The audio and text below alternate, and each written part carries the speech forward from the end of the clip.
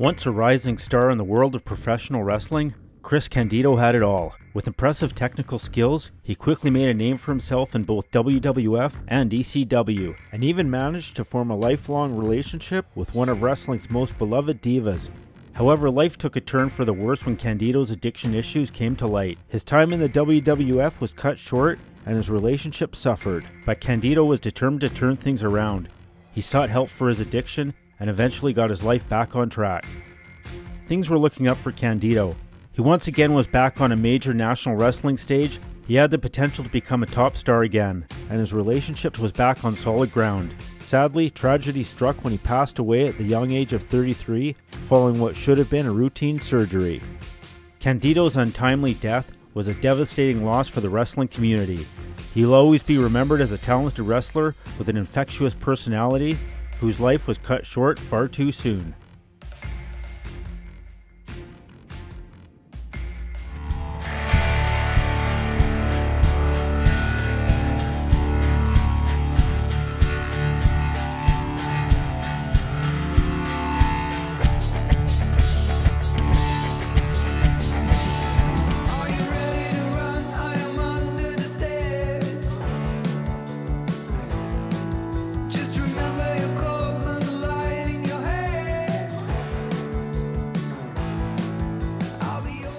Christopher Barrett Candido was born March 21, 1972 in Edison, New Jersey.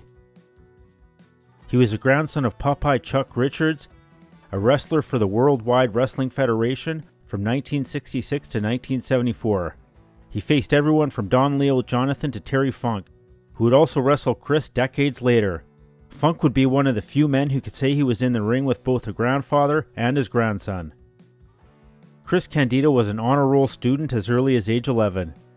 His passion for wrestling began when he was just a teenager in New Jersey.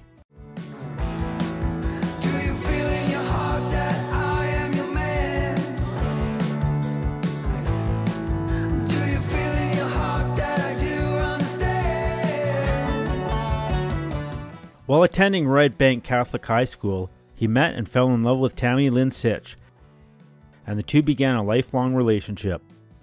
In 1996, he and Jonathan Rector, who would later be known as Balls Mahoney, began receiving training from Chris's grandfather and started setting up wrestling rings. He eventually began training at Larry Sharp's Monster Factory after his grandfather hooked him up. Candido made his in-ring debut at just 14 years old in Sharp's World Wrestling Association in a benefit show for the New Jersey Multiple Sclerosis Society, along with Tony Stetson, Crusher Klink, and Bam Bam Bigelow. He continued to hone his craft over the next few years. According to CageMatch.net, Chris first appeared in May 1991 in the USWA, facing Doug Vines in his first match. He would spend the rest of 1991 in the USWA, feuding with Danny Davis for most of the time. In January of 1992, he would head to Japan, joining the FMW, now calling himself the Blue Bomber. He would return to the US in March of that year, using his real name, making several appearances in the WWA and MEWF. In 1993, Candido joined the pre-extreme ECW and worked with the Suicide Blonde stable, which caught the attention of wrestling veteran Jim Cornette. Cornette recruited Candido and his high school sweetheart Tammy Sitch to join his Smoky Mountain Wrestling promotion, where she became his manager. Chris went on to win several titles during his time in SMW and even captured the NWA World Championship after Shane Douglas vacated the belt when ECW broke away. Through 1993 and 1994, he would spend in Smoky Mountain Wrestling, feuding with Tim Horner, and also forming a short-lived tag team with Brian Lee. In October of 1994, he would make another trip to Japan, this time appearing in All Japan Pro Wrestling. In 1994, Sitch was contacted by the WWF, and she began appearing as Tamara Murphy, a commentator for live event news segments during syndicated WWF television shows. After a successful run in SMW, Candido made his WWF debut in May of 1995. World Wrestling Federation gave Candido the ring name Skip and paired him with Sitch, who was renamed Sunny. The duo portrayed a fitness guru tandem who often mocked other wrestlers for being out of shape. His first WWF match was on Superstars against Scott Taylor. and would have several matches against Barry Horowitz. On July 25th, he would face an upset and suffer a defeat from Horowitz on Superstars during a 10-minute challenge. By September of 1995, he would be used mainly to put over other talent, from Hakushi to Fatu and even Marty Jannetty. Chris became frustrated with where he was going in the company and falling lower on the roster, even losing to Barry Horowitz again. On December 19th, he would make his first appearance tagging with Tom Pritchard, who was renamed Zip, as the Body Donnas with Sonny as their manager. This partnership led to Sonny becoming one of the biggest stars in the WWF, and in 1996, she even won PWI's Manager of the Year award. They would have several chances at the tag team titles against the Smoking Guns and would eventually capture the titles in a tag team tournament on March 31st, 1996. They would lose the titles to the Godwins, and Sonny would turn on them. However, their success in the WWF was short-lived. By September 1996, the Federation was going in a different direction and straying away from gimmicks like the Body Donnas. They would have their last match as a team on the September 23rd edition of WWF Raw, losing to Owen Hart and the British Bulldog. Reports of Sonny cheating on Chris with multiple wrestlers strained their marriage, and they both began experimenting with more drugs. This is a time when Chris's life began falling apart. Sonny's career would take a different path. Sitch claimed that, in 1997, Playboy had approached her and offered a six-figure sum to pose nude for the magazine. Tammy stated she declined the offer, because she didn't feel she was emotionally ready to take on a project like that. Rena Sable Marrow, with whom Tammy had real-life animosity, later disputed her claim that she was approached for a possible photo shoot. From 2000 to 2003, however, Sonny regularly posed nude for Missy Hyatt's adult website, Wrestling Vixens. In years later, she said she regretted taking part in the website due to the money she claimed she never received, as well as the sexual actions some of the other models performed in their own photo and video shoots. During her 3 years with the WWF, she would have relationships with Shawn Michaels and claims a British Bulldog as well. But Davey Boy Smith's daughter, Georgia, has denied it ever happened, and responded to Tammy Sitch's affair claims via Twitter. I have been contacted/tweeted about the whole Sonny affair regarding my dad. I don't want to give this topic any attention, but that is complete lies, and with what my brother, my mother, and what my family have been through, she should have more respect, she wrote. Also, I don't know what she gets out of boasting/bragging about sleeping with thousands of wrestlers. That's pretty sad/pathetic. She continued, "Don't worry, I'm not letting it get to me, but I am aware of her comments, and she's got problems and likes attention." Ahmed Johnson would also claim to having a brief affair with Tammy, but she denied it in several interviews. And later, it was rumored that she had encounters with Raven, Dolph Ziggler, and Chris Masters. When Bruce Pritchard was questioned about Tammy's cheating, he would state, "The fact that he did nothing, people got to the point where they stopped feeling sorry for him and were kind of like, okay, dumbs, if you're not going to do anything, we're going to let this little girl run over you and do shit in your face. Then you don't deserve anybody to feel bad for you because you're letting it happen and you're not doing anything about it." During an interview with That's Wrestling, Justin Credible would state, "My experience, and I know Shawn was with her. And Chris did know. I love Chris. Chris was the guy that helped me get into ECW. Chris was always a good friend. So one time we were in some town, and they had Sean Waltman and Billy Gunn watching Candido's match as Skip, and I think Tom Pritchard was there too. But whatever, that doesn't matter. But Shawn Michaels would sneak into Sonny's locker room because back then she was the only one on the road. So the women's locker room was strictly for Sonny. So Shawn would go in there and do his business. So they would watch out, and when the match was over, they would come and knock on the door. So one day she was wearing a very puffy, yet like something you would put this way. Shawn had a beard at the time. Literally shit would stick to his face from the sweater. They warned Shawn that he's coming through the curtain, and Shawn literally runs into Chris like crisscrossing Candido with white shit all over his face from her sweater, like literally, and goes like this. "Oh, sorry, kid." I gotta give him a sportsman slap in the ass, and runs off with all the white shit all over his face. Like, really, dude? You didn't catch that whole thing? So yeah, that's one story I have. But Shia was bad, man. She was real bad. She tried to have sex with me. Well, when I stayed with them back in the day, we would travel together.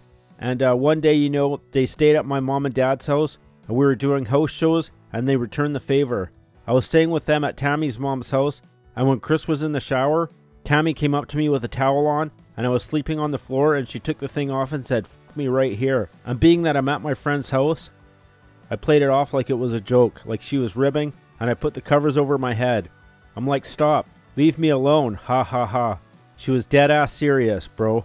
I wouldn't do that to a friend, you know. Invite me into your house to do that, it's just dirty. Sorry, nobody's that good looking, dude. And she was just like that. She was a bad human. And everyone's always like Chris Candido was the sweetest man in the world. In a revealing interview, Chris Candido's brother Johnny spoke about their time in the WWF and how it led to increased drug abuse. Johnny was just in the 8th grade when they joined the WWF, but he witnessed disturbing things happening with his brother and Sonny. Johnny shared that he felt things needed to change quickly, as he feared his brother might end up dead. By 1996, Chris had left WWF and joined ECW, which marked a fresh start for him. While Sonny only made limited appearances in ECW, Candido made himself a part of Shane Douglas' Triple Threat faction with Bam Bam Bigelow. Sitch then began acting as host for several WWF television shows, including Livewire, Shotgun Saturday Night. In addition, she appeared on MTV Singled Out and Entertainment Tonight. Candido began wrestling as Chris Candido for ECW, where he formed a stable called the Suicide Blondes with Johnny Hotbody and Chris Michaels. Wrestling under the Freebird rule, the Suicide Blondes trio had 2 stints as the ECW Tag Team Champions in April and May 1993, first defeating Tony Stetson and Larry Winters, and then losing the titles to the Super Destroyers, only to regain them the same evening. They vacated the ECW Tag Team Championship in July 1993 when Candido left the promotion. He also had a long tag team title reign with Lance Storm before leaving ECW after 3 years. In 1998, Sonny became a babyface and briefly became the manager of the Legion of Doom 2000, leading them to win a tag team championship #1 contender battle royal at WrestleMania. Sonny would continue to manage them until she was released in July 1998 amid rumors and backstage problems with Rena Sable Marrow and an addiction to painkillers, and topping it off by no-showing several appearances. After being released by the WWF in 1998, Tammy joined ECW. She made her debut at Heatwave 4 days after her WWF release. Now billed as Tammy Lynn Sitch, she assisted Candido in his win over Lance Storm and their subsequent feud. By September, Storm introduced his own valet, a parody of Sitch, Tammy Lynn Bitch, played by Dawn Marie. Later that year, amid more rumors of drug use, Tammy and Chris took some time off of television. When the duo returned, Candido realigned with Shane Douglas' Triple Threat, and Tammy began a feud with Douglas manager Francine. The feud was cut short when Sitch was arrested after violating a restraining order filed by her mother. After a brief tour of Australia, she returned in October 1999 on an episode of ECW on TNN, where she talked openly about her past drug issues and recovery. Candido and Sitch left the promotion in December 1999. The duo went to work in WCW briefly in 2000. Candido debuted in March of that year, and Sitch debuted 1 month later at Spring Stampede, helping him win the WCW Cruiserweight Championship and a match against the artist formerly known as Prince Iaukea. She then feuded with Iakea's valet Paisley.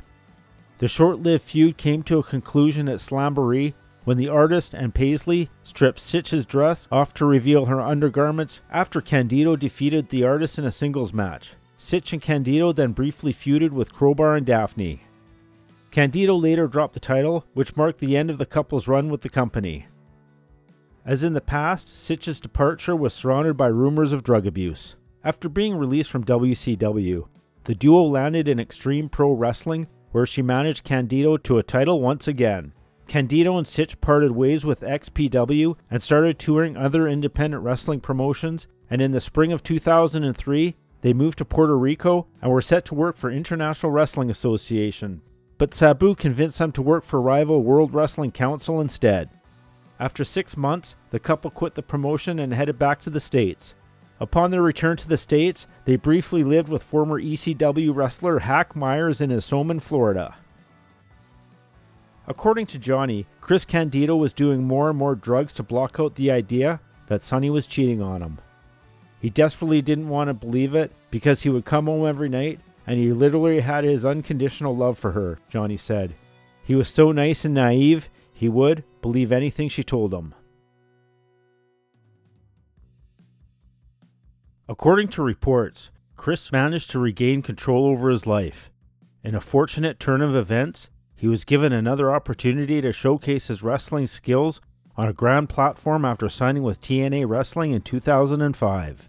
In January, Candido made his debut in Total Non-Stop Action Wrestling, where he faced AJ Styles, but unfortunately came up short. He had the privilege of collaborating with renowned stars such as AJ Styles, Dustin Rhodes, and Diamond Dallas Page. Candido's promising ascent took a tragic turn when he suffered a leg fracture during a tag team match at Lockdown 2005, causing his dreams to also come crashing down. On the March 18th episode of Impact, Candido, alongside the Naturals, faced defeat against Dustin Rhodes and America's Most Wanted. Candido's final appearance occurred at Lockdown, where he and Lance Hoyt unsuccessfully battled Apollo and Sonny Siaki. Tragically, during the match, Candido's leg broke when Siaki inadvertently landed on it after executing a flying dropkick early on. Despite the injury, TNA kept him involved in storylines, even orchestrating his wheelchair-assisted appearance to aid the Naturals in winning the tag titles. Candido's last recorded performance was scheduled to be aired later that week. However, the episode ultimately aired after his untimely passing. Following his injury, Chris Candido, at the age of 33, underwent a surgical procedure to have titanium plates and screws implanted in his legs. Unfortunately, on April 28, 2005, Candido began feeling unwell and his condition progressively worsened throughout the day. Eventually, he collapsed in the evening, prompting immediate transportation to Robert Wood Johnson University Hospital in New Brunswick, New Jersey. During his recovery, he encountered the development of a blood clot in his leg. While many attribute his death to the blood clot, his brother Johnny stated that the autopsy revealed the cause of death was to be acute pneumonia, which was brought on by the use of a sleep aid he had received against medical advice. Candido's lungs reportedly filled with fluid, ultimately resulting in his passing while in the process of recuperating from his surgery. In tribute to his memory, TNA honored Candido by holding a tag team tournament in his name. Additionally, in 2009, he was posthumously inducted into the Hardcore Hall of Fame. Irrespective of the obstacles encountered, Chris Candido's legacy endures that of a remarkably talented wrestler who exuded an unwavering passion for the sport. In the course of his career, Chris Candido held several championships, such as the NWA World Heavyweight Championship, WWF World Tag Team Championship, ECW World Tag Team Championship, and WCW Cruiserweight Championship. At the time of his passing, he was the reigning NWA Midwest Heavyweight Champion. That was the story of Chris Candido.